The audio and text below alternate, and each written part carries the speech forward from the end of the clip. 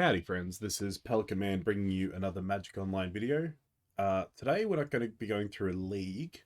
This is going to be an introduction to the blue-white robots or blue-white Affinity archetype. So in our previous introduction videos, we replicate a league by going through the practice rooms to kind of see how well we perform in a pseudo league without actually investing anything, to kind of learn a bit about the deck and see what we might need to change. But I started playing this deck less than a week before I had a big 1K tournament coming up at my local store. So I was focused on trying to get in the reps for that and trying to get tight with the deck before then, because I'd looked at the deck on paper, seen it played, and thought it looked interesting. Otherwise, I was going to play Death and Taxes, which is my comfort zone, but I thought I'd give this deck a bit of a try. So I really had to jam some games and make that decision pretty quick. So I was focused on that rather than making content. So for this introduction, I'm going to talk about my preparation for that tournament and what I've learned about the deck so far, because I actually just jammed it through actual leagues without recording anything, with the intent of just getting reps with the deck and learning things and making whatever changes I decide I need to change. So let's get started. We're going to go through the deck list first off. The main deck is relatively locked in. Like, the 38 spells that the deck's running are pretty solid. I'll talk about what few flexible slots there are when we get to them, but by default the deck is pretty locked in. Like, the spell suite is pretty well worked out and it feels pretty strong to play. So there's a lot of synergy and a lot of like interactivity within the deck. So one of the big things I learned, which I'll talk about, is how important sideboarding is. But going through the list, so we've got 8 artifact lands. We've got the 4 Darksteel Citadel and 4 Razortide Bridge. So Darksteel Citadel's advantage is in coming untapped. Razortide Bridge comes untapped but provides both of our colors. But they're both indestructible and they're both artifacts. So that's very nice for our artifact count, which is pretty important. I did try running down to 2, and then I went up to 3 Razortide Bridge, and 4's just probably correct. Then we've got 4 Seachrome Coast. It is our fast land. Very, well, not very, like, it's relatively free in the deck. It's a very good land. Provides both their colors at minimal cost, and the important parts of the game, especially being modern, are the early turns. So it does what we need there. The rest of the colored mana base is where the rest of the flexibility comes in. So I'm running 2 fetch, 2 shock. So 2 flooded Saran, 2 hallowed fountain, a single plains, and a single Otawara. This Ottawa is an upgrade on the basic island. That is essentially that slot. You get 1 mono white source, 1 mono blue source. Basically, I've messed around a bit, so a lot of lists will only run a single Flooded Strand, and they'll run the 3 Hallowed Fountain. I tested running a basic island over the second Hallowed Fountain, hoping that would be clean enough. But you do need double white a lot. You've got a lot of white 1-drops in the main deck and in the sideboard, and a double white spell in the sideboard, so white is very important. The island slot is the Otawara slot, and Otawara is actually very valuable in this deck, so I wouldn't really consider cutting that. But again, you can kind of run a third Hallowed Fountain over the second Flood Strand. I do think the consistency of getting that Plains against Blood Moon is nice. That is something I have found, is that Blood Moon can be really annoying. The best way to work around Blood Moon is a combination of Plains, Springleaf Drum, and Ursa. Because we're an artifact deck, but a lot of our artifacts cost colored mana, so Blood Moon does actually hurt us a lot, especially because the last land in our mana base is for Ursa Saga. Being an artifact deck, Saga just makes gigantic constructs. This is actually our main win condition, is making these constructs. We just end up with a lot of artifacts in play, they become large, and the search effect is very, very powerful. And the constructs are so valuable that we do actually run Ursa as like extra copies of Saga, weirdly enough. It sounds weird because like Ursa is just a good card in its own right, but it is actually kind of acting like extra copies of Saga in this deck, in that, like, if you don't have a Saga and you can't spend 3 mana to make a construct, you can spend 4 mana to make a construct. Tapping stuff for mana is nice and lets you have some kind of explosive plays, and being able to spin when you're out of value and just like look at the top card and potentially play it is nice, but the real value for Ursa is in making that construct in this deck and in this modern metagame. One interesting thing that I like doing a lot is against the control decks, where they'll see you have a Saga ready to activate, so they'll think, oh, you're just going to make construct, so they'll tap out and, you know, maybe play a sweeper, play a Murktide Regent, whatever. They'll tap out and they'll get their value because they know that their counterspell's not very effective. Then instead of untapping and activating Saga, untapping and casting Ursa is pretty fun, where they've, tapped out their counter magic because you're just going to make construct, but instead you get a construct and you get the value of Ursa at the same time. Is a nice little play. Only 3 Ursa. The way I like to see it is that the fourth Ursa slot is actually this Nettle Cyst, which Nettle Cyst actually has value in that, like, it counts Ursa Saga as a +1/+1 because it counts enchantments as well. Nettle Cyst's other value is in being able to be found off Ingenious Smith, which can dig for artifacts, which we'll talk about later. So it being an artifact where Ursa isn't is valuable. Also, just being able to play it and immediately equip it to something to pump up something else is a play I made a lot, and something that we will talk about later.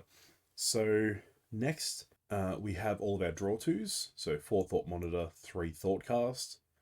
These end up costing a single blue a lot of the time. This is like one of the tougher parts of the deck, is knowing how to sequence to end up casting these for the cheapest while still being able to do other stuff. But both are very valuable. This is how we win our mid-range kind of card advantage decks. Like, this is how we beat them, is that they'll kind of trade resources 1 for 1, and we'll kind of play things that make them deal with them, and then we resolve one of these and get way ahead on card advantage and win from there. Thought Monitor being a 2/2 flyer is very nice, which is why it's the extra copy. But it's kind of, this last lot's kind of whatever. After Sideboarding, we bought this extra Thought Monitor out a lot. Next, in a similar vein of like the card advantage, we do have 4 Ingenious Smith. ETB, look at the top 4 cards of your library, you may reveal an artifact from them, put it in your hand, put the rest on the bottom of your library in a random order. This whiffs a lot, actually, especially post-board. This does whiff a decent amount with that ability, but it hits off it enough that it's really good. There are a lot of there's a lot of play to Ingenious Smith that might not seem obvious, because this is actually secretly one of our other win conditions. Maybe not so secretly, I don't know. It felt like a bit of surprise when I started playing the deck how relevant this is as a win condition. Obviously the constructs are generally bigger in this deck, but this grows at a pretty reasonable pace.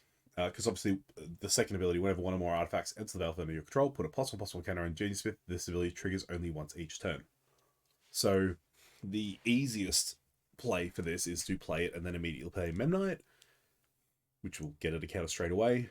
It acts as a pseudo 3-drop sometimes, because there are times where, like, you will play Smith on turn 3 so that you can follow it up with like one of your 1-drops or whatever. One of the plays I really like is a turn 1 drum into a turn 2 Smith, to then use the Smith to tap the drum to cast whatever 1-drop you find off the Smith CTB to trigger the Smith and put a +1 counter on it. It's a little bit of a, I was going to say a non-bow. It's not really a non-bow. It clashes with Saga sometimes. You often want to play a turn 2 Saga so that from turn 3 you can start making constructs. If you have a turn 1 drum and Memnite, then you could play a Saga on 1 and start making constructs from turn 2, which is something you do a lot in like Hammer Time and regular Affinity. Less so in this deck. In this deck, you're more likely to want to play out your spells and keep your Saga around for that extra turn, unless the Chapter 3 tutor for a 1-drop is, or 0-drop is relevant in a given matchup. But you often want to play Saga on 2 to start activating from 3, and often turn 3 is where you want to play the Smith to then follow up with a 1-drop to trigger it.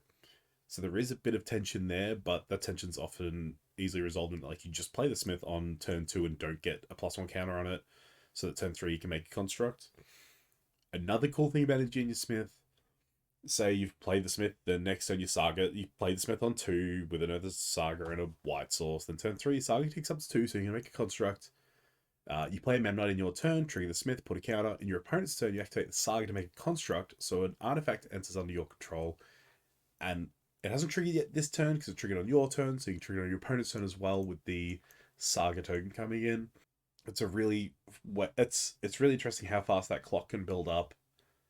Because like, you're making these giant constructs, you're growing the Smith even more. You're going to put a lot of pressure on the opponent very quickly with these kind of plays. Ingenious Smith is a card I didn't like when playing Hammer. Hammer was the deck where it felt like 4 Pure Steel Paladin, 4 Stoneforge Mystic was already probably too many 2-drops for a deck that wanted to be so low. So running these or Dark Confidants as extra 2-drops felt like it was slowing the deck down too much. In this deck, it's the only 2-drop, and it feels really, really strong. It's, like I said, it's kind of one of your win conditions while also being part of your card advantage engine. Very, very good. As we talked about, for Memnite, which Memnite doesn't do a lot in this deck. Memnite is mostly here to combo with the Springleaf Drum. So we've got 4 Memnite, 3 Springleaf Drum. This is to ramp us and to allow us explosive turns. It's to have free ways to trigger our Ingenious Smith on the turn we play it. It's to grow our constructs very quickly game one. It's to let us deploy a hand. It's to get Ursa down earlier. To get Thought Monitor's Thoughtcast going earlier. It does a lot in this deck, obviously, but like Memnite itself doesn't do a lot. It is mostly here to turn on the drum. I said it when I was like, I've said it to people when I was starting to brew the deck and look at the archetype and everything, that like if it wasn't for Springleaf Drum, these would just be Mishra's Baubles and would be way better. Memnite being a 1/1 doesn't really matter. This is one of the flexible slots, is that often the fourth Memnite can be an Ornithopter. It lets you technically tutor for a flyer off Saga to like put Nettle Cyst on sometimes and like get in for lethal, which again is something we'll talk about later, is the Nettle Cyst kind of lines. And I can see Ornithopter's value there. I don't think it really matters one way or another, which might be a reason to just run the Ornithopter, because the Memnite's power doesn't matter. There have been times where I have won games actually because of Memnite being able to deal damage. So it's kind of whatever. Honestly, it doesn't really matter. These could also just be 4 Ornithopters. The real reason to run Memnite is mostly to trade with Ragavans and Dragon Trade channels and whatever. The 1 power means it can trade for those things. It's like if you turn on Memnite Drum, you'll often play something else, and then you don't need the Memnite to turn on the drum anymore. You'll have something else. So trading it for a Ragavan is totally fine. Uh, the interesting thing is I found against a lot of the Ragavan matchups, like against Blue Red Murktide, I do board out all my Memnites all the time. So I don't like it helps in game one, obviously, but like we board it out a lot, so it doesn't feel totally necessary. So yeah, you could move some Ornithopters in, whatever. But you do need to be creatures turn on the drums. Next, we've got our Ursa Saga targets in Shadow Spear, Relic Pretenders, Aether Spellbomb. Shadow Spear is an obvious one. This is one of the best cards in the deck. Again, our constructs are a win con. Putting a Shadow Spear on a construct makes it lethal very, very quickly. Aether Spellbomb is very, very good. We'll talk about that properly in a moment, but like it's always good. Like it draws a card. Same with Relic, honestly. The reason why Relic is main deck, even though Graveyard Hate's not always relevant, is because for one, Graveyard Hate is relevant basically all the time in this meta anyway. And it draws a card.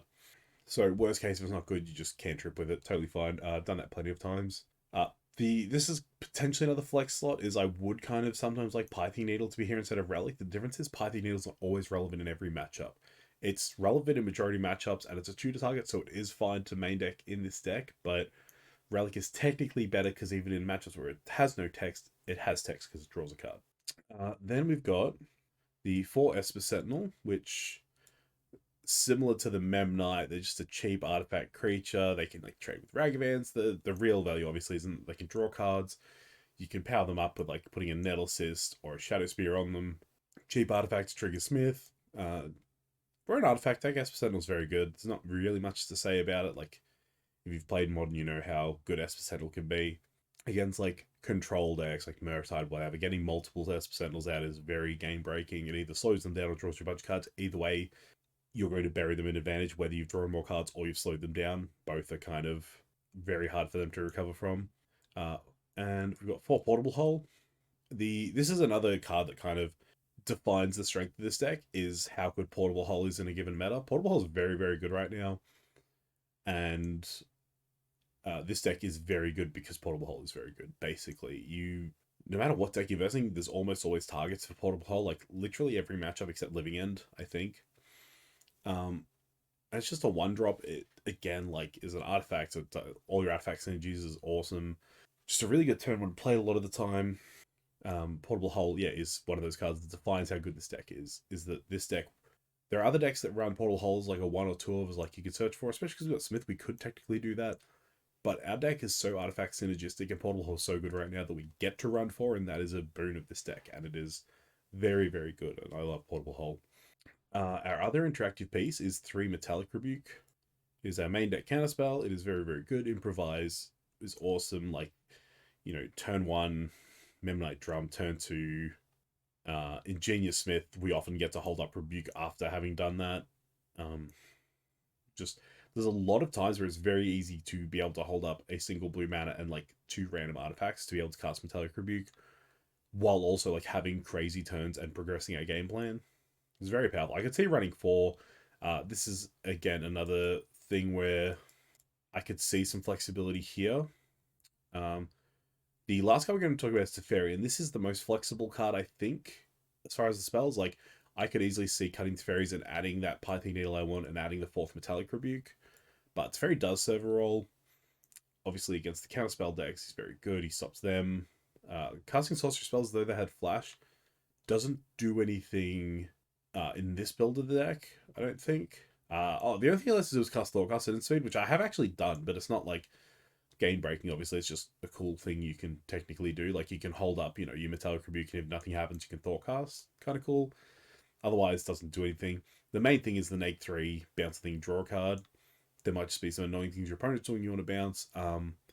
But this is part of the strength of Aether Spellbomb and Otawara in this deck as well. Like, these are our 4 bounce effects.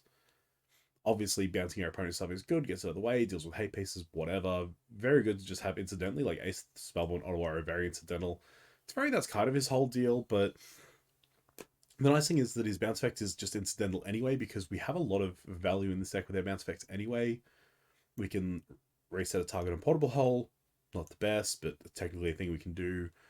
We can potentially reset our Saga, again, not necessarily a thing we want to do. We can like make a construct and then like make an extra construct off by bouncing it. We can get Ingenious Smith's ETB again, not huge, but maybe in response to removal, that's something we want to do. Similar with Ursa, I have actually had an Ursa resolve in response to creating the construct my opponent has tried to kill the Ursa. I've tapped my 3 other artifacts in play to use Otawara to bounce Ursa, because Ursa's legendary, so Otawara costs 2 in a blue instead of 3 in a blue. So I have gotten to do that, and then the following turn recast him to make another construct, which is kind of cool, especially because it like negated our opponent's removal essentially. Technically can create a new gem on Nemesis. The big one really is bouncing a Thought Monitor and replaying it to draw 2 more cards. Like, there are a lot of times where I've played Teferi, bounced Thought Monitor, and replayed Thought Monitor for drawing 3 cards, draw a card here, draw 2 cards here. So Teferi's fine, not like the most broken thing this deck is doing, and certainly, like, I think very replaceable. I think the 4th Rebuke and the single main deck Needle could be a thing, which I might try at some point, but for now, like, this is what I went with, because every man and his dog is running Teferi in this deck, so I thought I won't shake up the meta too much in the main deck. My one shake up, is having the second Flood Strand over the third Hellish Fountain to have a little bit more consistency in my basic plays.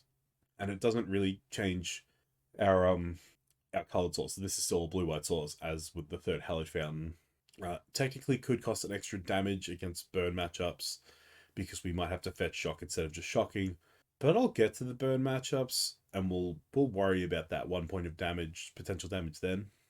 Let's go to the sideboard. So the sideboard is one that changes a lot between players and those players' preferences.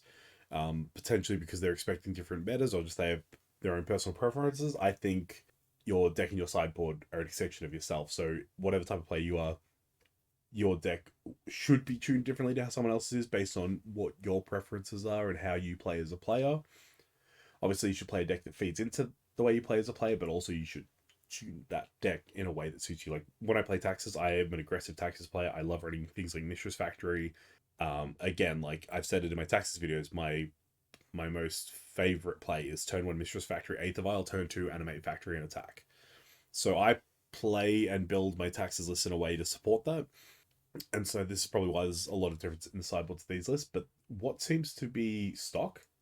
3 Dispatch. This is the path to exile of this deck. We're an artifact deck, so we get to run this for free over path. I've run Ursa in the past, where it was obviously Ursa, Thopter Sword combo deck with Warrior of Invention, a lot of low artifacts. That deck couldn't get away with running Dispatch because there weren't enough artifacts. This deck has enough artifacts. We run Dispatch pretty freely and can actually get it online turn 2 a lot of the time very easily, so it can also like technically deal with Ragavans and Ragavan kind of matchups. Mainly it's dealing with bigger threats like where you would see Path to Exile, but with the advantage of you can cast it earlier without giving your opponent a land and feeling bad. 1 Chalice of the Void. This is for the Living End and Rhinos matchups. Any of the Cascade matchups, setting on 0 is very good. This is a weird one that, like, again, it is stock. Everyone runs it because Cascade decks are everywhere. But as opposed to other decks that are running Chalice of the Void, I bring this in a lot. I bring it against Burn to set it on 1 to stop majority of their spells, or set it on 2 to stop their Skull Cracks and their Smash Smithereens, which if you set it on 2 against Burn, you kind of win the game. Also, our only 2-drop is Ingenious Smith, so it's kind of whatever. Main deck, at least.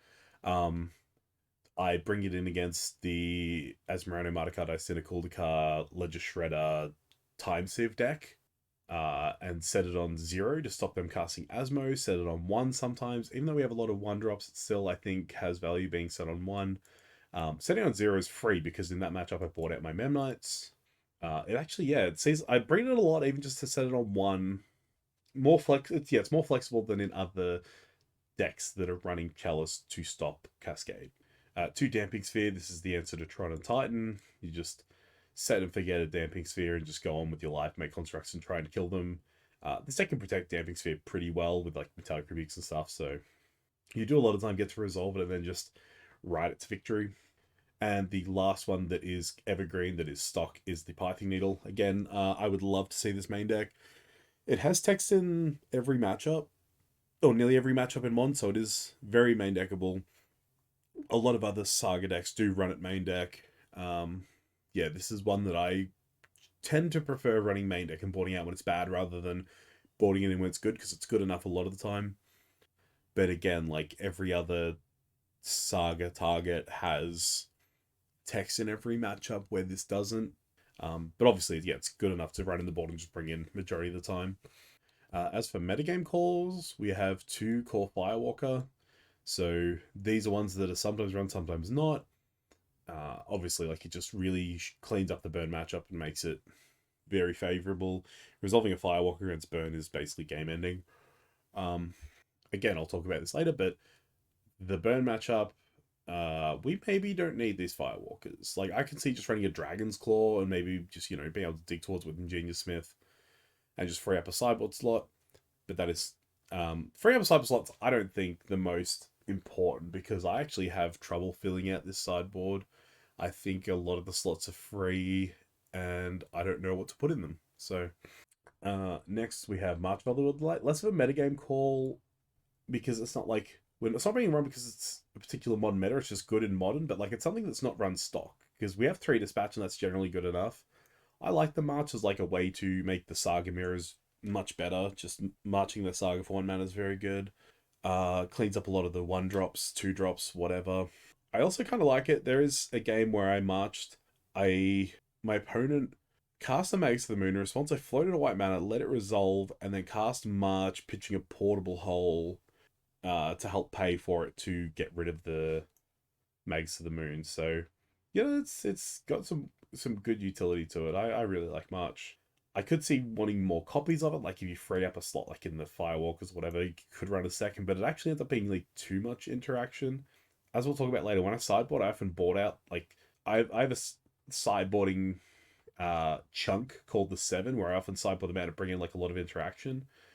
I'm already cutting 7 cards to bring in interaction, so, if I had another March, it's kind of almost too much interaction. At that point, you have to choose which interaction you bring in when it's all kind of relevant, so it's like, feels unnecessary, right? Whereas, even though we might not need 2 Firewalkers for Burn, like the sideboarding is very clean, so it's, why not? And more metagame calls, we have 2 Rest in Peace. Graveyard decks are very, very good, and Rest in Peace is very, very good against them. This is one I've talked about where I could see running an Unlicensed Hearse instead of the Rest in Peace. So the Graveyard Hate is a weird one for this deck, where, like, obviously Rest in Peace is the best. Like, against things like, I think more specifically, like Asmo Shredder, Yawgmoth, Living End, you want Rest in Peace. The thing is that obviously you can draw towards it with your draw twos, but you can't dig towards it with Smith. A lot of the lists I saw had Relic Main and Soul Guide Land in sideboard. I don't think you need, like, you've already got Relic to 2 to 4 off Saga. I don't think you need your second piece of Graveyard Hate to be tunable off Saga. So I'm running 2 Rest in Peace. Obviously, the Rest in Peace, like, again, they're not artifacts that don't have the sigils. You can't, find them with Smiths, but you can draw towards them with these. So that's why I'm running 2 instead of the 1. I could see running an Unlicensed Hearse somewhere in the deck as like something you can also dig for with Smith. Unlicensed Hearse is also just a very powerful card, I think. Which, again, if you free up a slot around here or somewhere, or like moving the needle to the main, I could see running an Unlicensed Hearse in addition to the rest in pieces. I'm just not sure you need that much graveyard hate. Again, like this sideboard that I've come up with here for this 1K tournament that I had coming up, was very flexible and very kind of catching everything, and I think it proved its point there. I will talk about that later, and about like what matchups I might want more stuff for, and kind of where, again, this is just where I could find room, um, but what I might want to be better prepared for in future with this deck. The last metagame call, not so, again, not similar to March where it's like just card that's good all the time. Not really a metagame call. It's just not everyone's running Spell Pierce in their sideboards. Spell Pierce proved very good. Just in combination with Metallic Rebuke, it felt like you always had counter magic up because the games go so quick and you're providing so much threat that like you don't get to counterspell everything, but there's so little that's relevant at that point that you get to counterspell the only relevant thing your opponent does from that point in the game, because you get to like threaten them with constructs, whatever. So anytime you board in Spell Pierce and you have it alongside Metallic Rebuke, very, very powerful. So the last slot is Engineered Explosives. This isn't a metagame call, this isn't stock, this is something I've seen literally no one else do in this deck. I have a folder set aside because, again, I played Ursa in the past, I played KCI in the past, I love kind of artifact style decks like this. So I have a folder set aside, which... So I've got three. I'll talk about my personal collection. I have three folders. I have my trade folder, where is cards that I literally don't care about, that I will trade away, whatever. And I don't care. I'm happy to get rid of them. You know, there's some things in there, like there's a couple of Ragavan's in there that like I'm happy to get rid of, but like I'm not going to just trade them away for nothing. Whereas some of the stuff I'm like, whatever, let's trade like for like if it's a card you need. My second folder is more staples. It's got like all of my Swords of X and Y, like I've got like retro foil, like Sword of Fire and Ice, Sword of Light and Shadow, blah blah blah. Like it's got all my like fanciest cards, staples cards that like if I build a black deck, I have 4 foil Thoughtseize, 4 foil Fatal Push, 4 Inquisition Kozilek. I've got all the staples ready. That folder, if someone has traits that I care about and stuff I want, I will bring that folder along and consider trading cards out of. Then there's the third folder that never leaves home, that is full of my artifacts. There's lots of foil artifacts. All my pieces for like Wes got like 4 foil Goblin Engineers, 4 foil War of Invention.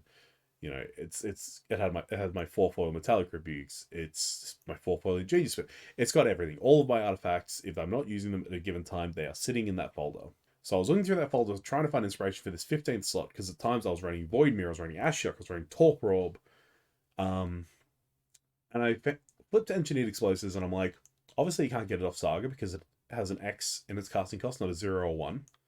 But you can dig towards it with Smith and draw towards it with these. And like, obviously, like we have a lot of 1 drops, we have a lot of 0 drops, but this might just be good enough, right? That's what I was kind of thinking. I'm like, this might just be good enough, against the matchups where we want it. We can often rebuild better than they can. Like we want it because they're swarming faster than we are. Like this is the thing. Like there's been times in Death and Taxes where I've wanted sweepers, but I'm like, obviously Death and Taxes can't run sweepers because you lose too much of your own advantage. We just kind of have to be a better creature deck, which sometimes we just can't be. In this deck, like I think if we block all the 0 drops, including all of our constructs, like it's fine. We can rebuild from that. We can also just like not make constructs and just use this as mana to progress the board, and then like eventually just set up an EE. So I thought, why not? I'll try it as a one-of spicy target, whatever. And I tested it, and it was really, really good. I wouldn't say that like everyone who's running this deck should be on Engineered Explosives, but I think they should try it out because I had a lot of fun with it. I had a lot of success with it. There were a lot of times where it just sat in my hand and did nothing. But those are games that I won. It's not like I never lost a game where I had Engineered Explosives sitting in hand and never played it. There was plenty of games where like there was a game where I kept an opener in a match where I knew Explosives was good and it had Explosives in the opener, and I knew Explosives for 0 would be good. I ended up making 3 like construct tokens with like Ursa Sagas and stuff that game, and the Explosives had in my hand the entire time. I think I played it out at one point for like extra points of power, or maybe extra affinity points to cast these, or for Metalcraft to cast this, or something, or improvise, sorry. But I held on to it because it's game 2 and I wanted to keep it secret for game 3. That's what it was. But I ended up making 3 constructs and not needing it because like it was only good on 0 in that matchup, and I had the best 0 drops. But I think that's fine because there are other games where I got to blow my opponent out by playing it and blowing up all their 0 drops or all their 1 drops or whatever.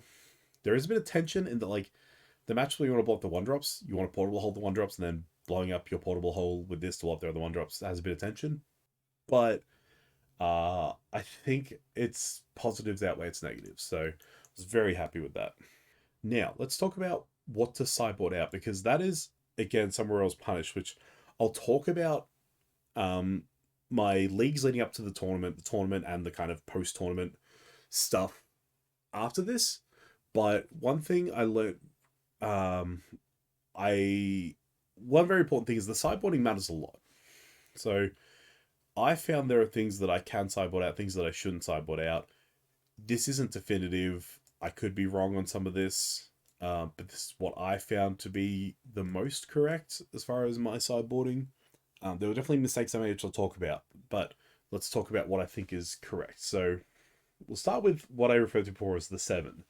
A lot of times you want to bring in a lot of sideboard cards, and you want to make a bunch of room and everything. Like, it's hard to look at this by default and go, oh, here's how to make room, because there's certain things like I basically never cut Ursas, basically never cut thought casts, and I only ever trim 1 thought monitor. So like, these 9 cards are all staying in. Smith's very good and always stays in. Rebuke I basically never sideboard out.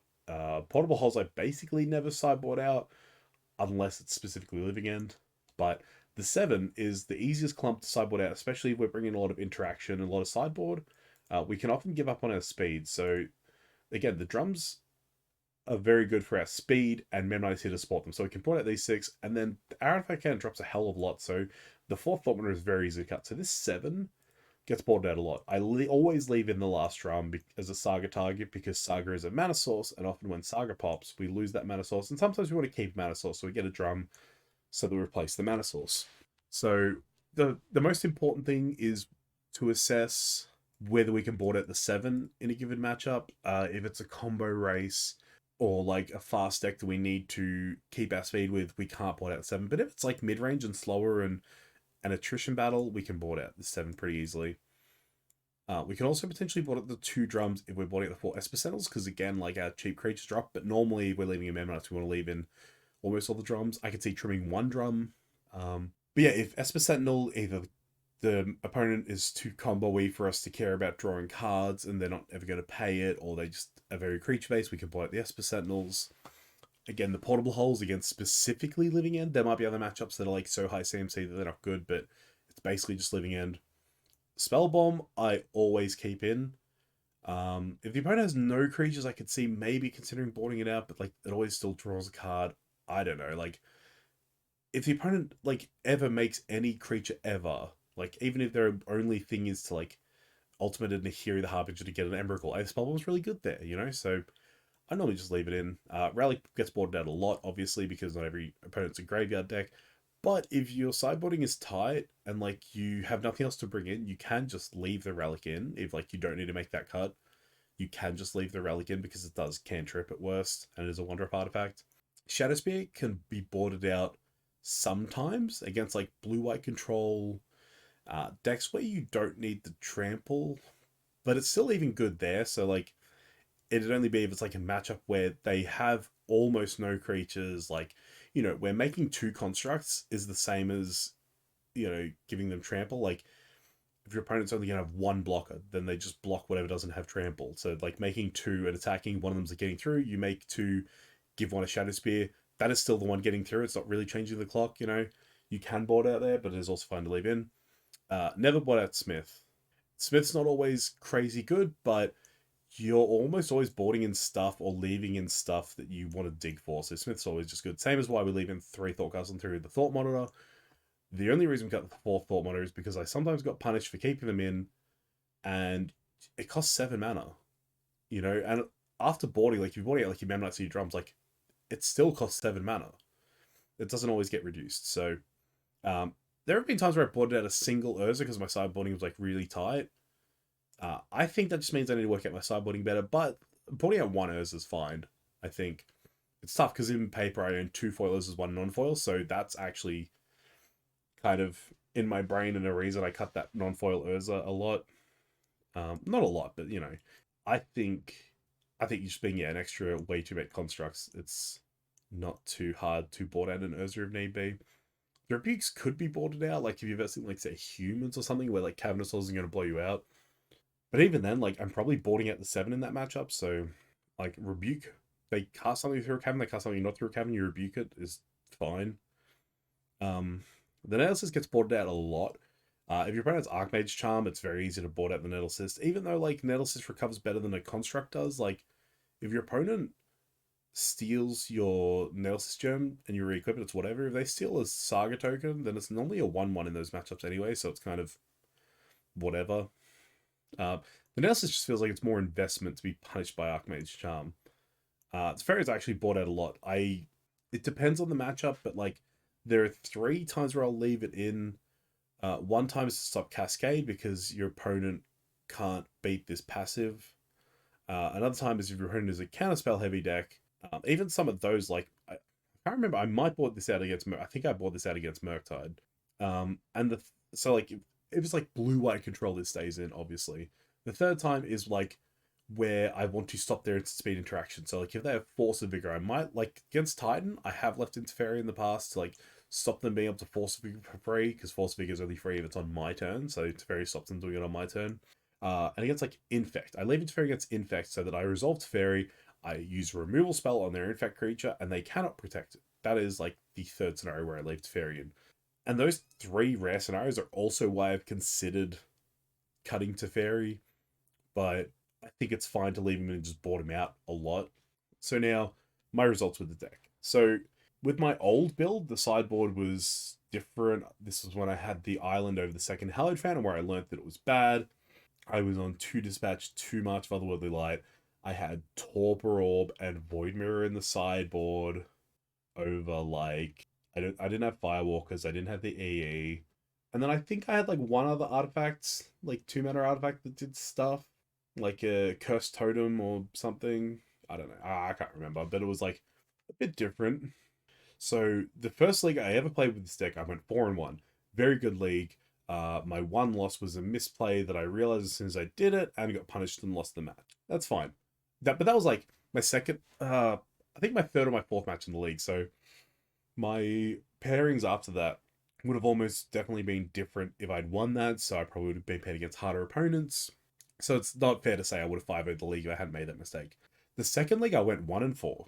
So there was some rogue matchups I versed that I didn't know how to take, and I sideboarded wrong because I can't remember specifically what the deck was doing and what I saw, but like what I saw hinted at like a tier like 3 archetype, something that was like vaguely recognizable.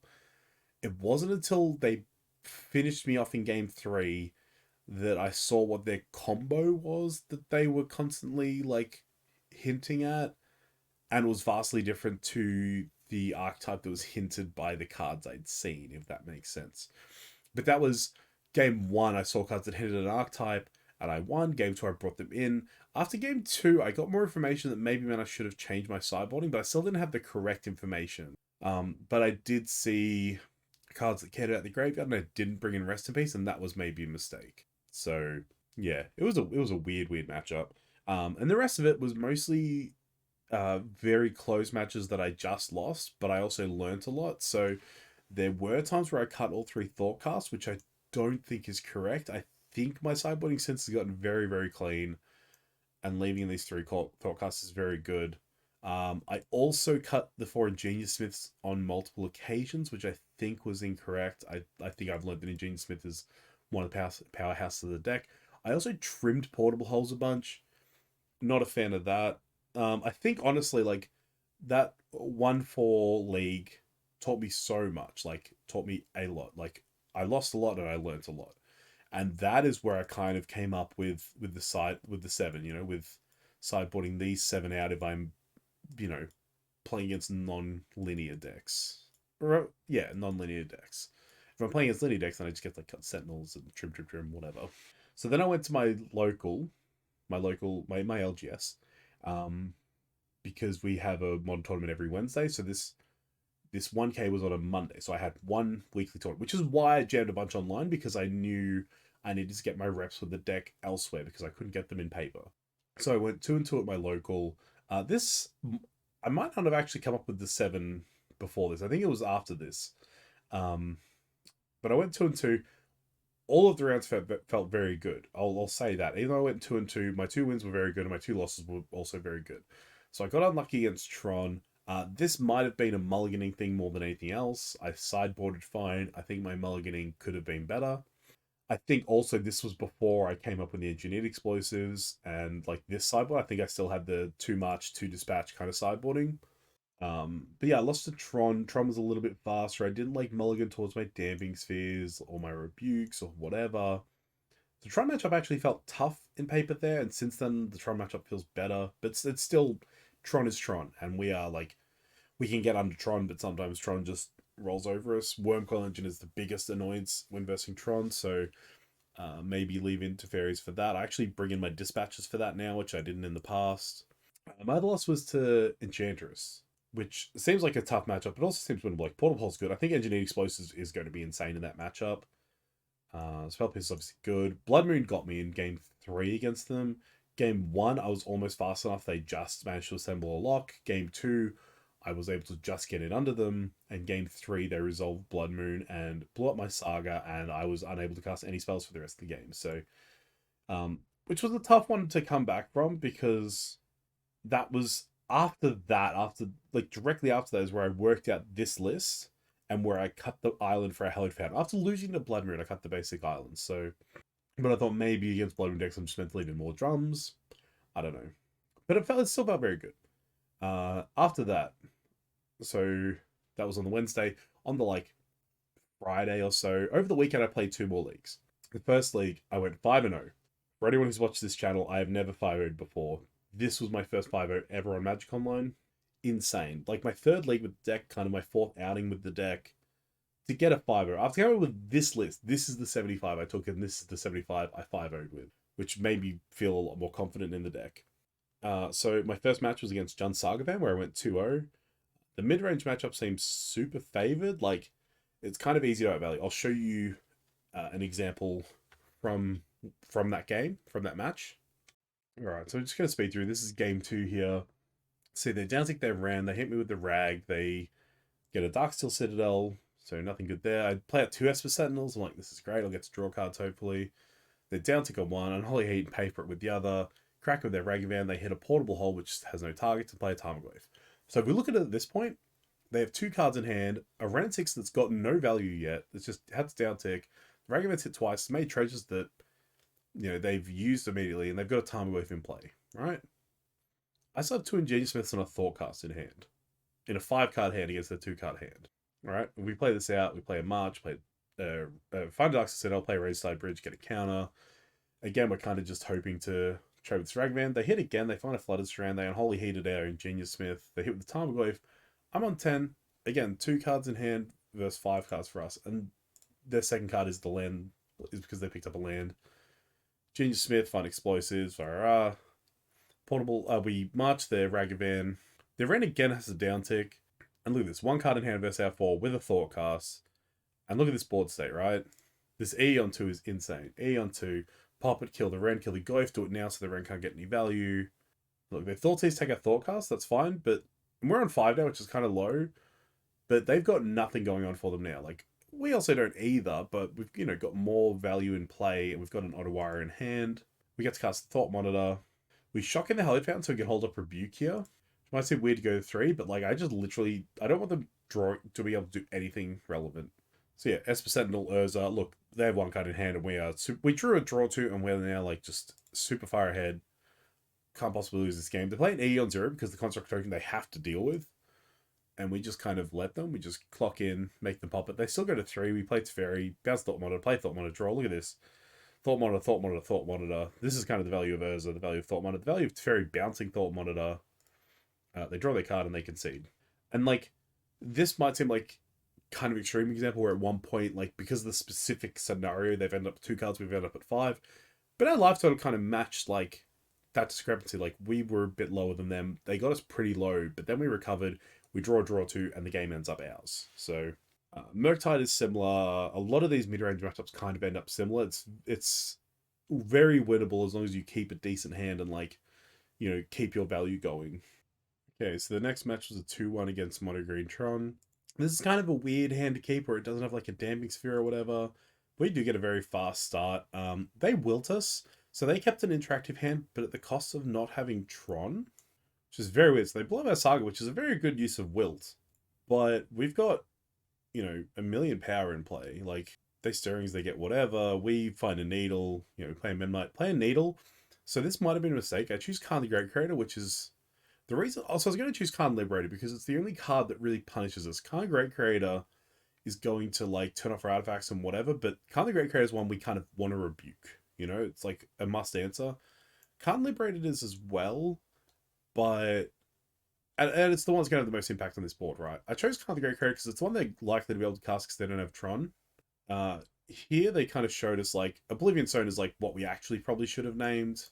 Although I think it was fine either way because I'm rebuking no matter what they play. So it was kind of irrelevant because, like, I just have lethal on the board, right? 4, 5, 6, 7, 8. Not quite lethal, but very close to it. If an artifact makes it lethal. Yeah, they play O-Stone and I rebuke it and they concede. Because they kept a hand to interact with us rather than progressing their own game plan. And yeah, otherwise, like, and if they keep a Tron hand and, like, I get to potentially resolve damages, whatever. This is one where, like, if they'd assembled Tron, I might have been in trouble, but I had the needle to name, like, if they'd assembled Tron, I would have just named Calm Liberated and just, like, I probably still named Khan Great Creator to force them to play Khan Liberated and then just rebuke it. I don't know. But this is kind of how Tron goes, where, like, if they have interaction, I can kind of get in under them. If they don't have interaction, I can just disrupt them. So that was 2-1 against Mono Green Tron in the first league. And so our third match was a 2-1 against Golgari Infect, which will show you kind of the strength of Teferi Time Raveler here. So they play out a Plague Stinger. Ingenious Smith, Springleaf Drum, Portable Hole, take out the Plague Stinger, like, it's fine. They besiege you to blow up my Portable Hole and get the Plague Stinger back, which ramps us, which is really good for us. We Teferi, so they Snakeskin Veil to protect their Plague Stinger in response, which is fine, because they can't obviously once Teferi's in play. So I just play out, like, my land and my 8th Spellbomb, and then in their upkeep, I actually just bounce their Plague Stinger, and they can't do anything because Teferi's in play. They activate Inkmoth, they might have old Crowser at sorcery speed. I get him for 5 infects, and I just get to, like, play out a Chalice on one, clock in for 4, I have Thought Monitor in hand, they cast the Plague Stinger, they activate Inkmoth, they attack, I take 1 infects, because they obviously can't, if they had something to do, they would have had to do it there. And then I'm pretty sure they just concede after this. They clock in, they draw their card, and they concede because, well, they force a figure block stuff, I spell pierce it, whatever. Like, I just got lethal here. I'm pretty sure this is where they concede. Yeah, they concede to this. Like, Teferi's just very, very good. Just stops them being able to protect their idiots. Like, it's kind of nice that they got Snakeskin Veil in response, so I couldn't bounce with Teferi, but it just meant I got to, like, keep Teferi around, to keep upticking him. And the 8th Spellbomb was a very good card to have in hand for that scenario. So, yeah, we beat Green-Black Infect. Then we got a 2 against Blue Red Murktide. This is probably a mistake here. I played the Memnites out into nothing. It was so I could hold up Rebuke from turn 2. But with that in mind, I should have not played them so that I could definitely have them for this turn. Which I choose to end up, like, I see Spyblock Canal and I choose to not hold them up, even though they could dash Ragavan here or play something I need to rebuke. Probably a mistake this turn, which probably wasn't relevant. Like, this is still where I didn't have a lot of confidence with the deck yet. But as you can see, like, so they have a Ledger Shredder as their only threat currently. Like, they play Ledger Shredder, they bolt my Esper Sentinel. I'm just going to start making constructs here. Or actually, this is what I talked about, where, like, they've tapped out. Not that they necessarily have counter magic, but, like, I was just going to make construct, but instead I just got to play out an Ursa. Which is the same thing, but now I also get to hold up mana, and my opponent just concedes to that. You know, like, they've got 2 Ledger Shredders going here, but they just do not want to face down this value. I also popped my Relic here, so they couldn't cast a Murktide, because that was one thing I was scared of, was, like, them having a lot of flying power. Yeah, I 2-0'd against this Murktide opponent, because Sideboard game went roughly the same. Like, I didn't have Memnites post board, but, and I didn't have the Teferi either, but, like, these weren't really the relevant part of my deck. Like, playing for the 5-0, I end up against someone named Cheerios, who turns out to playing the Esper Asmo Shredder deck.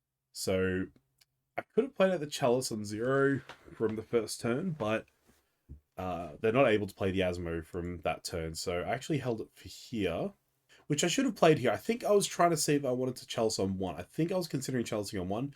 Since playing this deck more and playing the matchup more, I should have played it there to put a counter on the Ingenious Smith, because this turn they could actually, like, Cookbook, Asmo, you know, and that's mainly what I want to stop. The other option I had was just playing the Chalice and holding for Rebuke, which I think playing the Smith is a better line. But from here, I'm pretty sure. Well, there you go. Yeah, play the Memnite, play the Chalice so that I can hold up Rebuke here. They try and cast a Manufacturer, I Rebuke it, which isn't the best because they can unearth it. We get the Spell Bomb. We just end up with a bunch of power in play, and they're very dead soon after this, I think. Yes, they play the Ledger Shredder. They they unearth the Manufacturer. They play the Halifan, and then they just concede because the 8th Spell Bomb is definitely gonna get them here, I think. So 6, 7, 8. Yeah, because I can bounce the Shredder and attack with these. Well, any artifacts makes these lethal, so they have to like chump here.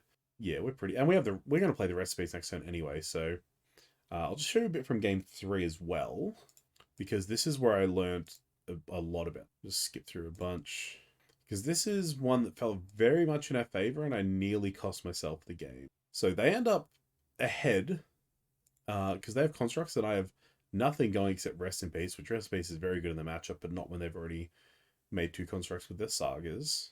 So I'm just trying to get to a point where I can survive these constructs. They end up doing the Rest in Peace, that's fine. I've got the second Rest in Peace as backup. I finally get a Saga, which means from here I'm going to get to start making my own constructs.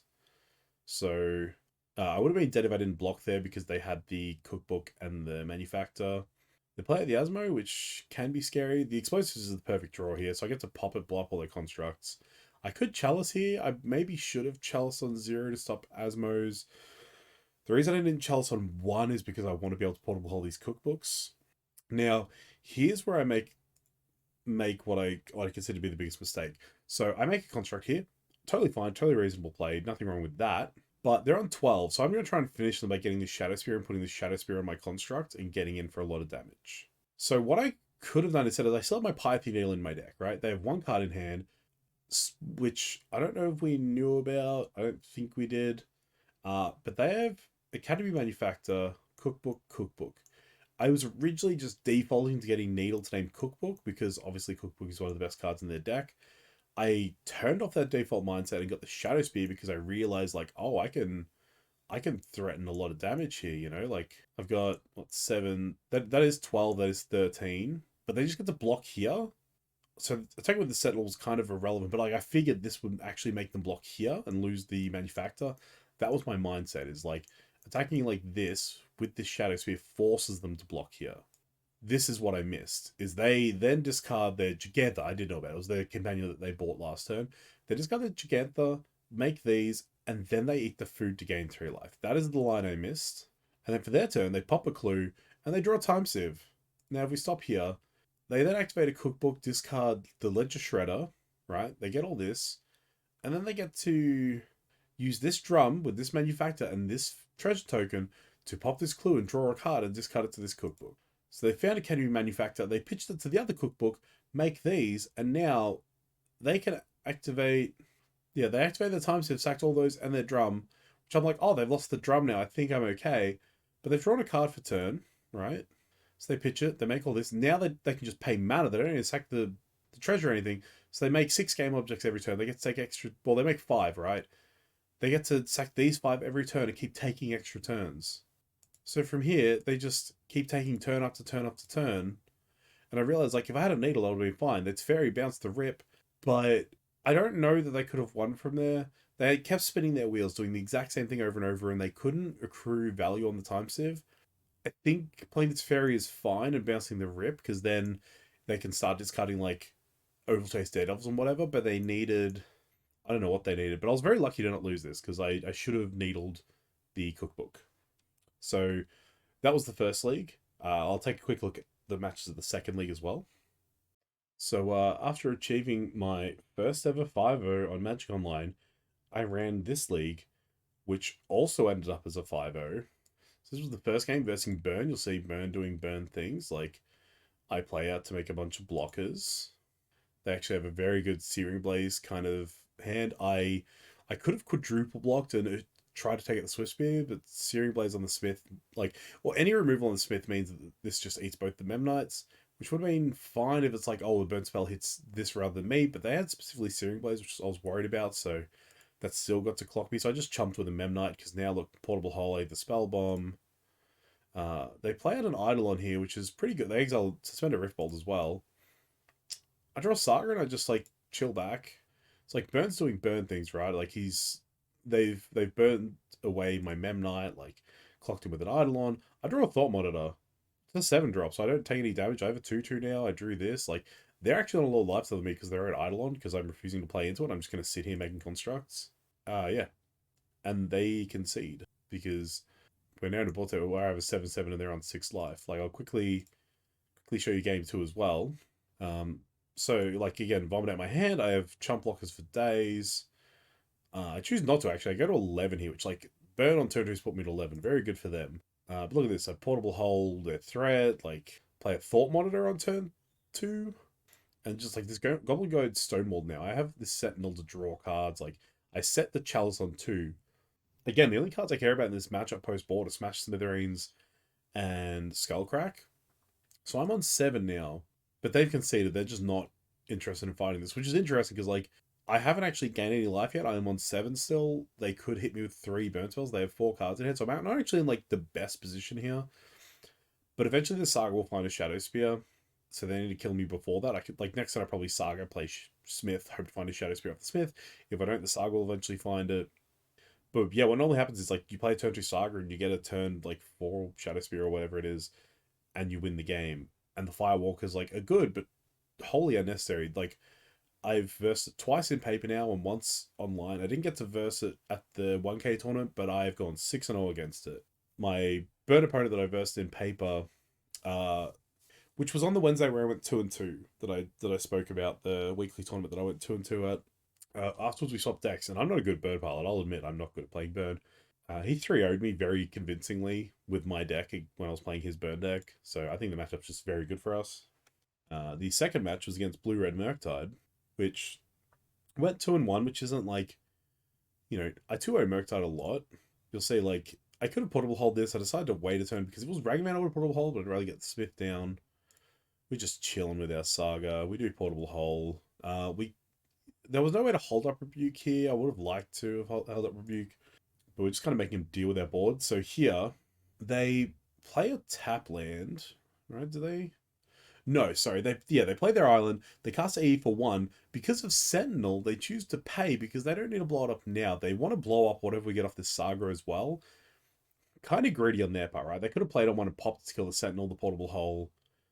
And they could have got blown up whatever got off Saga, but they're not scared of my board currently. They think they can wait a turn. So here's where I get to punish them. So I float them out for the Saga because I kind of want to play like Ursa or something. I get Engineered Explosives. I get Piping Needle and name their Engineered Explosives. This is something that probably isn't obvious, like, at first glance. Like, this is a next level thing that I've developed for this matchup, which, like, I say that, it's not like me being big brain. It's something I learned from playing Hammer. It was like, Murktide has no targets for your Needle. You don't want it game 1. But game 2, they bring in EE, and it's like the best card in the matchup, so you do want Needle to name it. Grixis Shadow is similar, where you can bring in Needle to name their explosives. Yeah, so I played the Ursa, they Mystical Disputed, but that's fine. Like, this board is kind of good enough. This is game 3, by the way. So, like, they dispute my Thought Monitor, I rebuke back, resolve the Thought Monitor, I drew on 2 lands, which is, like, the worst possible. And, like, they've still got, like, a few cards in hand. They get a Darcy into play. But, I just get to vomit out a bunch of stuff. That was, again, it's very bounce Thought Monitor, recast Thought Monitor. And look at my hand now. Like, they can have, you know, a bunch of counterspells, and I still don't care. My board's better than theirs, and my hand is insane. If any of these spells, like, the Ursa resolve straight away. The Rest in Peace, they Unholy Heat, a bunch of stuff in response. Like, there's a bunch of back and forth going here. Their Murktide grows. Which is, like, the most unfortunate part of this is they have a gigantic Murktide now. But they concede with a 13-13 Murktide in play on their turn because they just do not want to face this. Like, they're on 4, right? Murktide, very good matchup. Our third match in that league was a 2-1 against Ponza, which I think game one had the most interesting stuff going on here. So I like Portable Hole, the Utopia Sprawl, slow down their mana production. I was scared of Blood Moon. Was the like part of the reason I didn't play the Saga yet was that I really wanted to like not play into Blood Moon. So I thought cast here, and look, I'm holding up my Metallic Rebuke here because Blood Moon is the number one thought on my mind, seeing like that they're assuming that their pawns are after their first couple of turns. Saga goes up to 2, Kraken. They flash in this Endurance and into Memnite, which is honestly fine. Endurance doesn't really matter in the matchup. It is a 3-4 is probably the best it's going to do here. They Lightning Bolt the Sentinel, which I'm fine with. Still holding up Rebuke, still holding up Saga activation. Make another Construct, play a Thought Monitor, whatever. Here I am once again holding up Rebuke. So Drum tapping one of these, right, for the blue mana, and then just tap the other two, or tap these other two artifacts, whatever. And they concede here. So again, like the draw 2 is very powerful. Urza's target's going up. I have an Ursa to cast. I'm holding Rebuke the entire time. Which at this point, Blood Moon doesn't even matter because like I've already got the board. But yeah, this is a different kind of mid-range match, and again, it's very favored. Like this is a Blood Moon matchup, so that's the one thing that's going to punish us, and it's the one thing I was focusing on the entire time. So next was maybe the scariest match of the second league, where my opponent turn 1 hard evidence. I'm like, okay, I'm investing in Indomitable Creativity. This matchup cannot be good for me, right? I'm like, I'm just gonna have to take away these things so they have nothing to creativity, I guess, was my game plan. Like, this is really doing much else. Then they play the red, and I immediately feel punished for like portable holding a clue token. I took the clue because I figured I'd have more answers to creatures, and also the clue has value outside of being something they can creativity away. They play another hard evidence, which I'm like, my play was to ferry this crab, right? I'm like, well, now I don't know what I'm doing. So I guess I just make a construct and thoughtcast to try and dig towards like counter magic. They get a Valakut out, which I should have paid more attention to because they have a bunch of mountains, right? The creativity with Valakut, which like isn't something I normal the normal would do. I get Spellbomb because I figure like if they creativity and they're the basic build and they get like Sarah's MC or Emrakul, I can bounce one of them, right? I can bounce the other with Teferi probably. So just do a bunch of stuff. The Teferi bounce, I don't know, whatever. I don't even remember what they bounce. It's whatever. We're just chilling here. We play out the Urza, play out the Portable Hole, take out the token, whatever. We're just chilling here with a bunch of Thought Monitors and play yet again. My opponent goes off. They creativity. They get 2 Primeval Titans. They get a million Valakut triggers, and they wipe out basically my entire board, right? Like, they couldn't kill me, but they killed my Urza, they killed my Thought Monitors, they killed my Construct. I'm left with a single Thought Monitor. And so this is, like, the perfect example of how we fight these kind of combo decks. Obviously, I'd prefer to have found one of my Metallic Rebukes and just rebuked that Indomitable Creativity, but if you look at 1, 2, 3, 4, 5, right? We've got 5 artifacts in play. We've got a 2/2.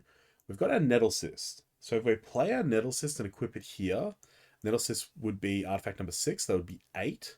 They have no flying blockers. They have no mana open, whatever. So that is 1 off lethal. So we play a Darksteel Citadel. Look at this. We've got 5 mana perfectly, an untapped mana. We play the Nettle Cyst.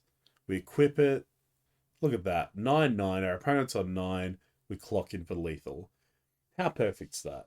And like this happens a lot actually, where like our Thought Monitor where we get Nettle Cyst is actually our route to victory. It's kind of like it's very similar to our Shadow Spear on a construct, where it's like instead of putting evasion on a large thing, we put large on an evasion thing. So we managed to 2-1. Wait, did we 2-1 or 2-0? We 2-0'd against creativity. That was pretty good. We'll go into the last match of the second league now. Oh, here's where I got confused. I thought creativity was a 2-0 and this was a 2-1. Apparently I went 2-1 against Murktide here. Let's just look at game 1, I suppose. This is pretty easy. Turn 1 Ragman, we're just going to turn 1 Portable Hole. We unfortunately have nothing to do with our second land, but we do have a Rebuke, so we just hold that up. They try and Brazen Borrower to get this Ragavan back off the Portable Hole. We rebuke that. They just play out another Ragavan, which is great for our Portable Hole.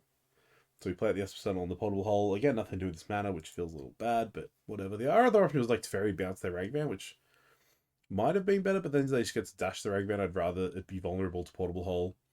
So here we play out its Fairy, then Holy Heat our Sentinel. We bounce their Darcy and play out a Drum, whatever. They finish off a Teferi with Unholy, which is fine. Again, look, we're at two cards, but we have a Saga in play, and Nettles Otawara, two of the best cards to have. So we try and cast the Nettles for some reason. Again, like, our opponent has counter magic, so I don't know why I did this rather than just making a Saga token. Like, it's the same thing. Again, this is, like, basically just, like, making a construct, but you can cast it. But the advantage is that, like, normally they would tap out and let us freely do this, but they held counter magic. I think my plan was, if I play the analysis, yeah, my plan was I play it, it resolves. I assume they didn't have counter magic because they had two cards in hand. I thought my odds were pretty good. The analysis resolves. I get tapped to the drum, play the Ottawa's land, and activate Saga still. So I got greedy there, trying to like make multiple things. But here we just like make a construct, whatever. We relic them to keep them off Murktide. They do Archmage Charms to steal our construct, but it's not really going to matter. The construct's a 1/1 now that they control it. And we just get to like cast a thought cast. They have two cards in hand, we have two cards in hand, we have two lands. They might not have two lands, but like it's kind of fine. Like they attack, we trade our percent for their Darcy because their Darcy is just going to accrue value. Like I feel like with so few cards in hand, they're just going to pay for our Sentinel, whereas their Darcy, any spell they cast is good. And it eventually goes to a 3/3, so I was happy with that trade. I tried Thought Monitor, they have Counterspell, totally fine. We're still left sitting with Ottawa in hand. They dash Ragavan, I let it hit, they find my planes, which is whatever. And here, like, so I have the option here. What I was originally thinking was to block and then Ottawa the treasure to force the trade here. And I realized this treasure doesn't matter, so it's probably just better to bounce with the Ottawa. So, again, because they dashed the Ragavan, so I knew about it, right? So I wanted this Memnite to actually be able to trade for this Ragavan. So we just both chilling. They hate, they hit, they find Ursa Saga, whatever. But I find Ursa Saga, and now the game is basically mine unless they find an answer for my Saga. They find Razortide Bridge off here with Ragavan. They make a bunch of treasures, but they don't really matter.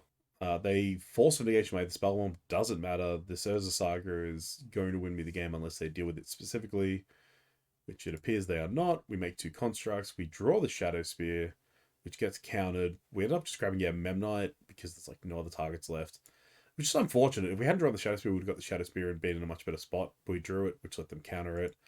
But they're not going to beat our 2/9/9s. They chump block, bounce, but they don't. They still need an actual answer to this, and they don't find it. So, again, Murktide, very good matchup. I'll go back to the deck list and talk about the 1K tournament that I had on Monday. So, for the 1K, it was 6 rounds of Swiss, then it cuts top 8. My first round was a 2-1 against Yawgmoth. Yawgmoth is a weird matchup. I think I could see running a Graph Digger's Cage to really clean it up, but Rest in Peace does a fantastic job. And really the concern is Yawgmoth and Outland Liberator both kind of require our needle, so like it's just tough needling choices. So like a second needle could even be good for that matchup. Yeah, maybe second needle is actually something worth considering.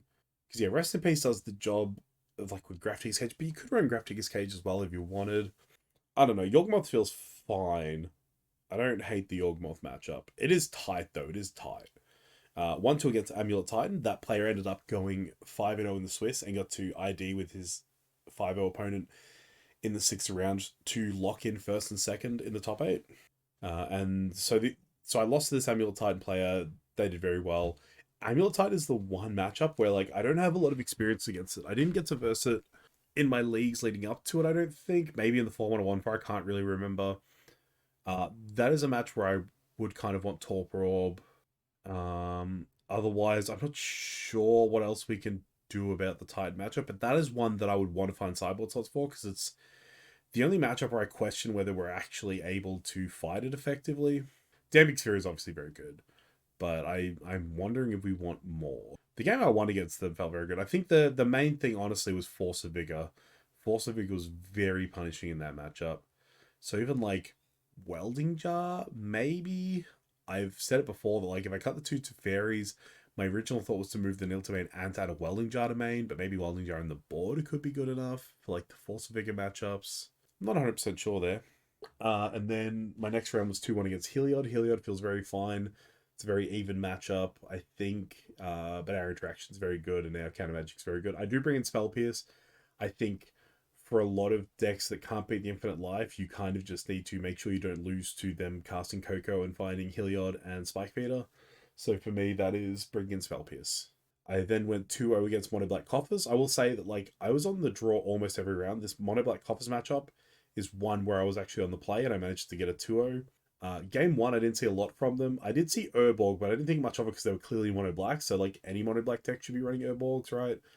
All I saw was like some hand hate, a Liliana of the Veil, and like a Fatal Push, which like they're Mono Black, of course, they're running all of those cards. So with my sideboarding, all I brought in was a single Piping Needle, and I think I cut the Aether Spell. No, it wouldn't have been the. It would have been probably the Nettlesis. It's a matchup where I want to cut the 7, but I don't know what to bring in. Like there are Mono Black decks, so Rest in Peace should be good. Would have been bad knowing they're Mono Black covers. I actually was planning on cutting the 7. I'm like, I'll bring in 2 Rip, 3 Dispatch, the Needle, and then like the Explosives, right? Or the March. That was like roughly where my head was at, and I'm like, I don't know the rest piece is good. Like they're Mono Black, so they're more likely to be a graveyard deck than not. But in terms of the Mono Black Coffer, so I would have wanted Damping Spheres and things. Like I would have cut the 7, I think, and I would have brought in 2 Damping Sphere, the March, the Spell Pierces, the EE, and the Needle. Yeah, it's tough. Like it's actually kind of tough, but that is a matchup where I would cut the 7. And then on the draw yet again, I versed the Mirror, Blue White Robots. I actually lost game one. The reason I won the sideboard games was because of my sideboarding. So I think it was either game 2 or 3, I can't remember, it was a sideboard game. They cast their Ursa and I Metallic Rebuke. And my opponent had a comment somewhere along the lines of like, oh, I'm surprised to see you still have Metallic Rebuke in. And so after the match finished, I asked my opponent, like, would it be okay if we kind of go over how we each sideboarded? So their sideboarding was to cut the 3 Metallic Rebukes and bring in the 3 Dispatch, which, like, obviously Dispatch is very good in the matchup. Like, I don't fault them for bringing these in. My sideboarding was to cut the 4 Esper Sentinel and bring in the 3... Oh, sorry, I cut the 4 Esper Sentinel and the Relic, because obviously Relic, whatever. I brought in the 3 Dispatch, the Engineered Explosives, and the March of Otherworldly Light. The reason I got to do this is because my opponent did not have these 2 cards in their board. Again, like, as far as I can tell, I'm the only person in the world running this in this deck at all, and this is like uncommon, you know? So I think my opponent didn't explicitly say it, but like I know if it was me, I would feel uncomfortable about like boarding out 3 Esper Sentinel for 3 Dispatch, right? Like that feels so unclean to leave in that 1 Sentinel, even though it's a thing that Hammer would do sometimes. Like that's something I learned from watching Travis Brown's content. Um, I'd feel like super iffy about this very unclean sideboarding again, which is why, like, if you've watched my videos, when I design my sideboard, I keep this kind of stuff in mind. Like, against this matchup, I want to cut, like, it's a creature based matchup, right? So, this thing that cares about non creatures is bad. And what's in my sideboard for creatures specifically? Just 3 Dispatch? Like, that looks very unclean by default. Like, this March cleans that up so much. And then like the fact that I have this AE to bring in over this Relic, again in the creature matchups where like there's often going to be creature matchups that don't care about graveyards, right? Like I get this very clean sideboarding. And because they bring in 3 cards, like it does make sense to look at cutting the 3 rebukes. My logic is like we can often like Portable Hole is like one of the early non-creature things we want to be playing in this matchup. And or like, you know, Memnite into drum, whatever. Like my opponent often had these Memnite drum hands and I didn't. But I don't think like I would happily cut the 7 in this matchup if there was enough to bring in. I think because I don't think it's about speed. I think it's what I learned about this matchup is that it's about the constructs and the draw twos. That is where I find the value. Like there was a game where I played Ingenious Smith. My opponent portable hold it. I portable hold their portable hold to get my Smith back, get another trigger. Later on, they portable hold my Smith again, and I yet again portable hold their portable hold to get my Smith back and get another trigger. I think I won the game based off the cards that I drew off my Smith, and they kind of had to portable hold my Smith because it was getting very big. Uh, but also like I kept hands based on like, oh, like I can draw to like my Ingenious Smith would find a Thought Monitor that I was didn't have enough artifacts to cast, but I would pick it up because I knew if I resolved it, the game would be over. And again, like this is why I left in my rebukes is because like Esper Sentinel, we can kind of pay for that. Our non-creature spells that we care about a portable hold is our 1-drop. You know, like Teferi, I guess, but like I don't really care about Teferi in this matchup, honestly. What I care about is like my opponent tried to cast Ursa, so I rebuked it. You know, like if I didn't have rebuke, I would have no way to deal with this Ursa. Like I can't portable hold the Ursa. Like you know, I'd have to dispatch the Ursa, but they could already kind of get some value off it. They already make a construct off it. If I rebuke it, they get no construct, they get no value. Once as resolved, rebuke gets a lot worse. That is very, very clear. But like until that, like we kind of do tap out a lot. And like obviously because of Saga, like rebuke may be less good, but like outside of tapping Saga, I think Rebuke is very, very good in the matchup. This is what I talked about earlier, where like I brought in the engineered explosives against them game 2, and I ended up making 3 constructs of like Sagas and whatever else. But had they recovered and dealt with my constructs and then made their own, I would have had the explosives at the ready. But I kept it a secret for game 3. And I think game 3 is where I rebuked their Ursa. So very happy to beat the mirror. I think again, like the way I designed my sideboard definitely rewarded me there, and like having very clean ways to like cut what I figured was the worst card in the deck, and like well, the worst, 5 cards in the deck. Everything else is fine. Like I wouldn't have minded cutting fairies. Again, I wouldn't have minded like cutting the 7 potentially if I had enough to bring in. But I don't care that I didn't have enough to bring in, because like at the end of the day, like these 5 kind of need to go, and these 5 are very good to bring in. So that puts me at 4-1 going into the last round. We all of us that were at 4-1 were like agonizing over the standings. The 2 and 5-0, there was only 2 people on 5-0. They very, very clearly get to ID and lock in first and second, because any of us at 4-1, if we win, we still end up at 5-1, and they're at 5-0-1. So they've got 15 points for their wins and 1 point for their draw. So they're at 16. We're all at 12. If any of us win, we go up to 15. So no matter what happens, those 2 get to lock first and second place, which is wild. I ended up versing the person who I think was in 4th or 5th. I was in 3rd. I was in 3rd at that point in the Swiss, because my only loss was to my opponent, who had gone 5-0, and my record was very, very good.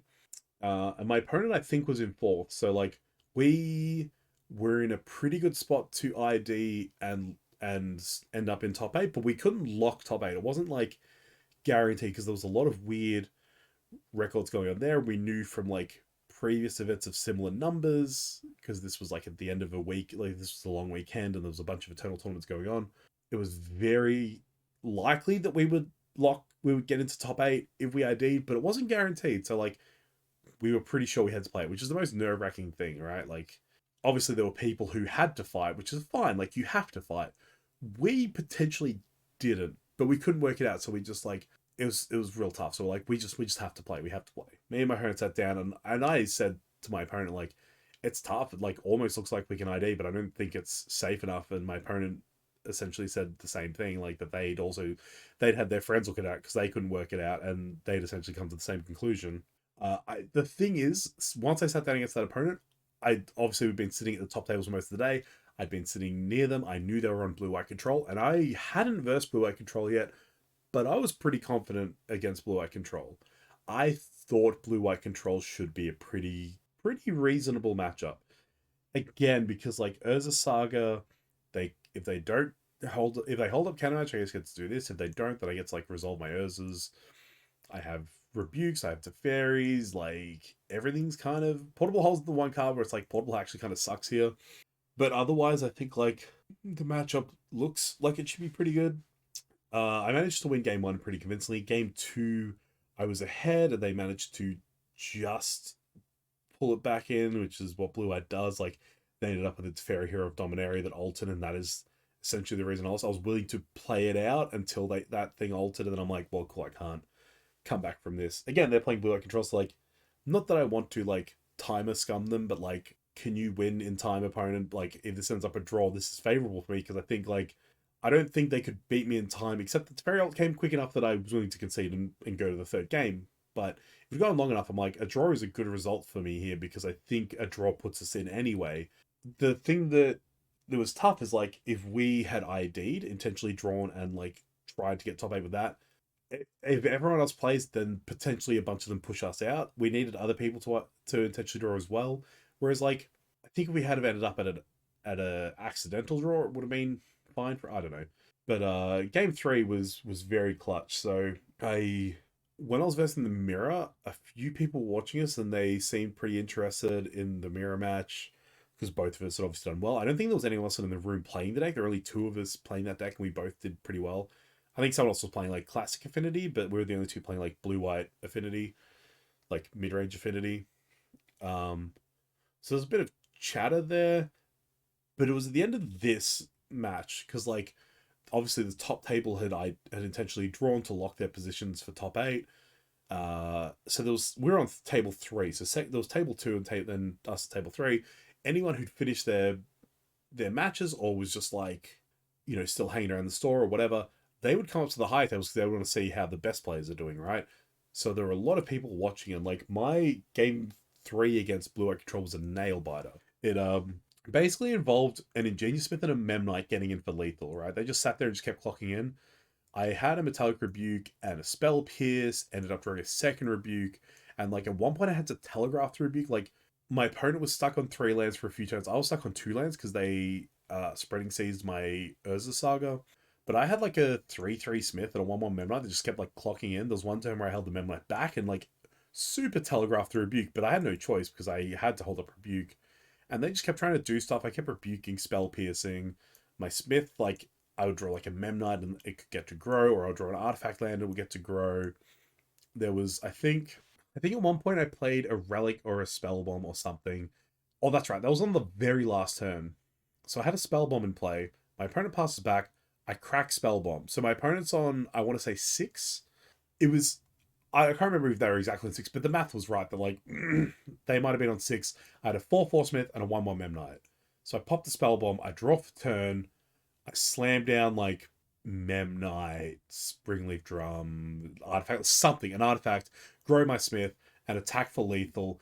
My opponent flashes in Snapcaster, and I rebuke the Snapcaster and get in for lethal.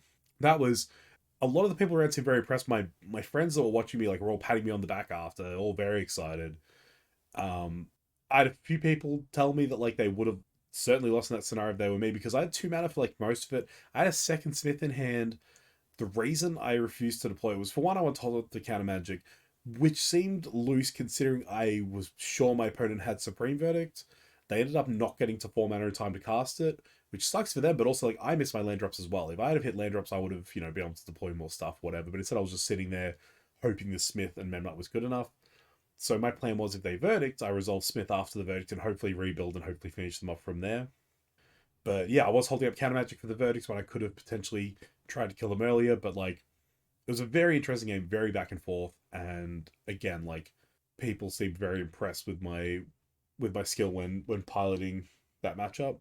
So I end up at 5-1. I am third at the end of the Swiss, very good position. Best I could have gone after having lost a round, considering the other two players that were ahead of me were undefeated. So going into the quarterfinals, I'm sitting against Blue Red Murktide. Clean 2-0. Very clean. Like, um, very similar to some of the games I showed you in those leagues. Like, Murktide just can't do a lot. A lot of the time I was just sitting there very patiently while my Murktide player would be in the tank trying to work out their lines. They do something, and I would just like have the rebukes, whatever, like have the answers, thought monitors, draw cards. Like, there was again times where like I play like I was tapping my relic in the face of their Murktide and growing their Murktide, and they seemed to be. I mentioned them after, like I didn't realize I'd grow your Murktide, but I also didn't. I didn't say that I didn't care, but I said like I didn't realize I'd grow your Murktide, but also I didn't think it mattered. And my opponent said, "Yeah, I was surprised you did that." Blah blah blah. Like, but the whole time I was holding up Ottawara to bounce their Murktide. If they ever like, they ended up not attacking with it to leave it back as a blocker. If they had attacked, I would have bounced it, and then popped the relic so they couldn't redeploy it. But I ended up just like making constructs and beating them anyway. Uh, game 2, I don't even remember what happened game 2, but game 2 was also very clean. Like, never really in a position where I was concerned. So clean 2-0. In the semifinals, I versed the player who finished the Swiss in second place, the other undefeated player who was on Red Black Rock. Unfortunately, I had to go on the draw because they finished high, so they got to choose play or draw. Game 1, I kept a hand that I shouldn't have kept. It seemed fine. A friend of mine had said that they thought my opponent was on Murktide, so I was kind of confident going into it because I knew Murktide was one of my better matchups. Turns out they're on Red Black Rock, which makes my hand much worse because it was a single land in Darksteel Citadel where I was relying on the Memnite Springleaf Drum line, but I also didn't have a good 1-drop to play off the drum. So, like, I didn't have an S% or portable hold to follow it up. I had an Ingenious Smith, so like the plan was to like play Citadel Drum, turn 2, play Memnite, play Smith, hopefully draw out. It just ended up not paying off. Game 2, destroyed them. Game 3, I kept a fine hand. I potentially could have mulliganed it, but it was fine to keep. But it was relying on the strength of Ursa Saga. I drew poorly, so that I relied more on my Saga. My opponent needled my Saga. I portable with my Saga ticked up to 2. I tap one of my 3 lands, portable hold their Saga, so I can't even activate to make a construct. I'm like, whatever, when it pops, I'll make a single construct, whatever. Maybe a mistake, maybe should have held onto that portable hold because that Saga was probably just tapping for mana anyway. But then the turn after I portal hole, I pass back to them. They play Alpine Moon, name as Saga, and my Saga blows up. And I drew lands and Memnites. Not Memnites, I pulled them out. But I drew lands and garbage and just like lost from there. So it was kind of a rough way to go out. But also, like, if I didn't go out like that, I think I win that matchup because if that matchup gets to like, if I get any speed under me in that matchup, I think I just win it anyway. So kind of how it goes is that like I didn't get off the ground, so I lost. If I had have got off the ground, I probably would have won. But third place overall, losing in the semifinals means I was third slash fourth because of my record in the Swiss. Technically third. I like to claim I was third in the Swiss, third in the finals. Third and fourth obviously don't have to play it out to work out who's third, but I'm claiming third. So very good result overall. Didn't get the 1K, didn't get the trophy, but did get $200 store credit, which is nice. So I am foiling out this deck a little bit with some of that prize money, getting things like the Expedition Foil Secret Quest, which is cool. And then after that, I went to my weekly Modern tournament again. So it's currently Friday, so 2 days after that, and 4 days after the 1K tournament. So at my local store, we have something called the Bounty, where like one of our players went undefeated for like 3 weeks or something stupid, and so the store decided that they would have a bounty on their head. So whoever beat them would get an extra prize pack and a bounty bar. For those who don't know, a bounty bar is like a coconut, a chocolate bar with a coconut in it. I guess I don't know if that's an Australian thing or not. Um, and so the bounty's been passed around. I've been playing taxes, so I've been not even looking at the bounty because like I end up at a weird record, so I don't get to verse the bounty later on, and I just don't get paid if it gets them round one. So you know, because I'm playing taxes, I lose lots. So I don't get to fight the undefeated players much, even though I don't do poorly with taxes. So I was like, oh, cool, I might, actually get a chance at the bounty because this deck feels very strong. I feel very strong piloting it. The guy who had the bounty wasn't able to make it this week, so the store decided that I would be on the bounty because I was the only one of our local players. Because the store was at our local store that we played every week. The 1K was at that store. I was the only player from our regular players that made top eight. I had the best record. I came third.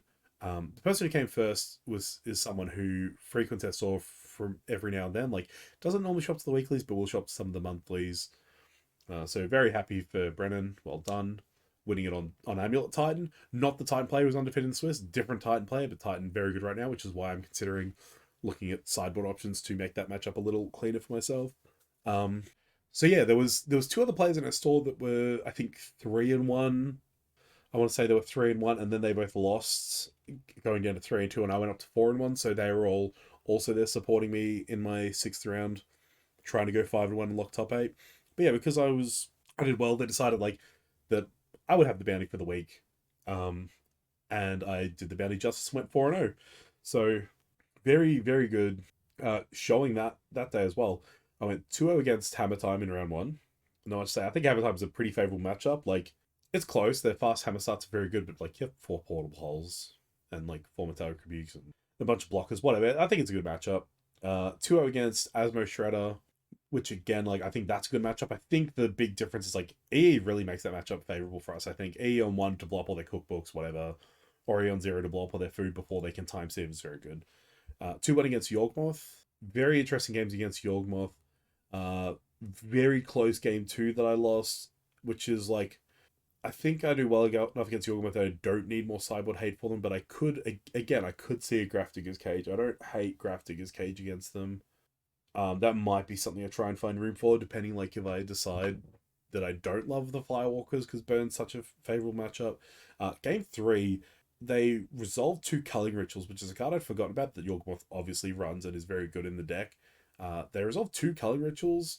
The first one took out my Rest in Peace as well as like my Springleaf Drum, my Memnite. What did I have Memnites? I think I bought out the 7 against them. Yeah. No, I bought it the Especenals, that's right. Yeah, so they took out a bunch of stuff. And then I recovered by like because I ended up with all three Urzas in hand, so I resolved an Ursa, used that Ursa, like its ability to tap 4 artifacts to cast another Ursa to get a second construct in play. At which point I got Culling Ritualed again, blowing up both my constructs, whatever.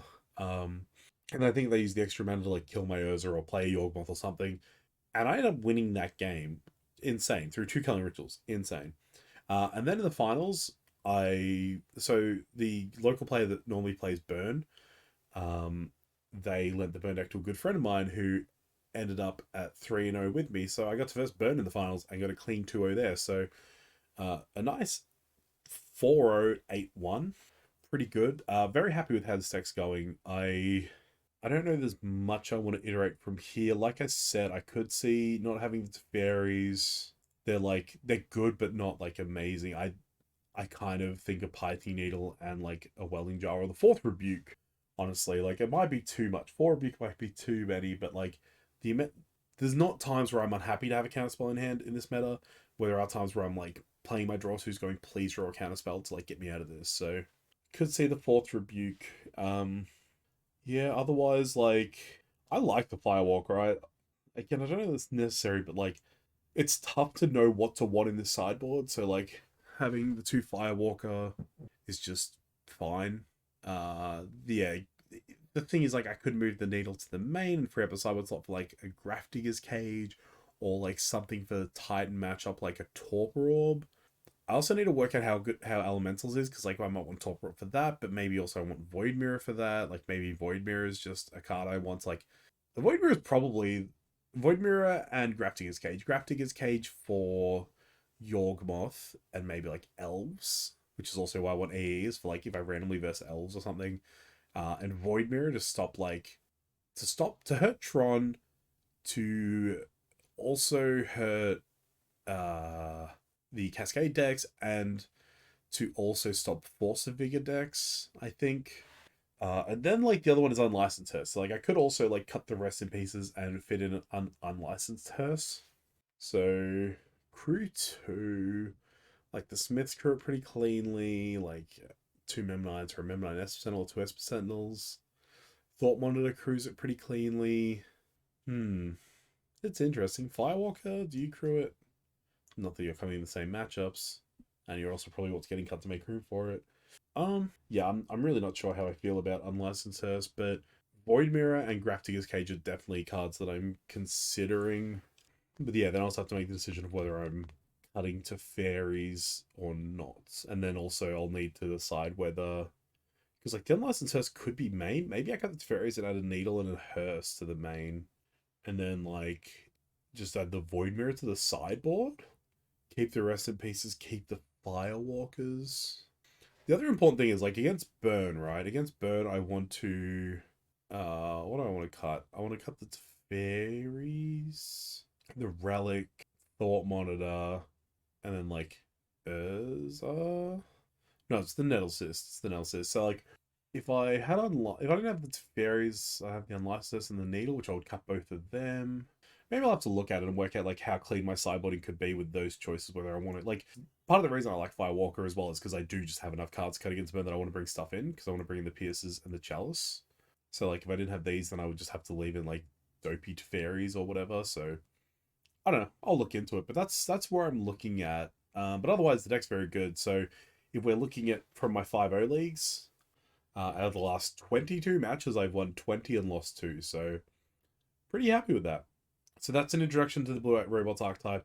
I will be playing this more in the future and kind of trying to like maybe trying some of those changes and iterating and seeing how the deck feels. As always, thank you all for watching. Let me know what you think in the comments. And until next time, bye-zy.